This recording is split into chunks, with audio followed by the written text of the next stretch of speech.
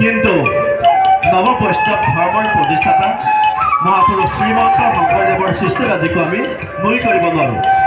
মহাপুৰুষজনৰ সৃষ্টিৰাজি বৰগীত টুটয় ভতিমাৰ উপৰিও অংকীয়া ভাওনা খোল বাদ্য আৰু নৃত্যই অসমীয়াৰ কৃষ্টিৰ ভঁৰাল চহকী হ'বলৈ ধৰে।